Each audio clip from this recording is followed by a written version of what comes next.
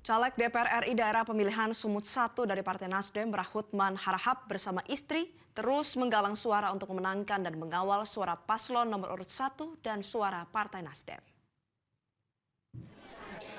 Masa kampanye yang tinggal kurang dari 1 bulan terus dimanfaatkan caleg DPR RI nomor urut 4 dari Dapil 1 Sumatera Utara Rahutman Harahap untuk melihat dan mendengar langsung apa yang menjadi keluh kesah di masyarakat. Seperti saat menemui warga Dusun 2 Sumber Melati, Kecamatan Sunggal Deli Serdang yang dihadiri lebih dari 200 ibu-ibu.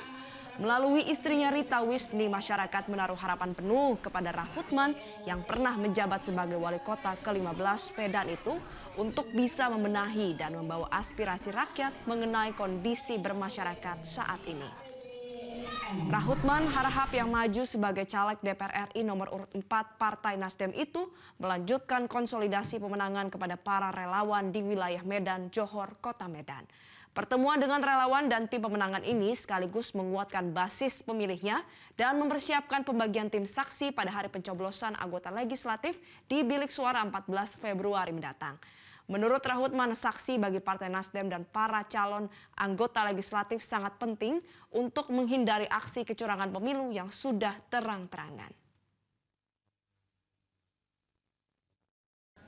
Tentang relawan Anies, khususnya ke Medan dan Johor yang ketuanya Pak Husni, dalam rangka pembentukan badan koordinasi saksi untuk 14 Oktober yang akan datang, terutama dalam rangka mengawal suara capres kita, termasuk tentu konsolidasi partai kita pengusung. Mudah-mudahan nanti ini bisa menjadi salah satu motor kita untuk bisa merangkul suara dalam rangka menggalang dukungan masyarakat tentu, terutama kepada calon presiden kita. Jelajahi cara baru mendapatkan informasi. Download Metro TV Extend sekarang.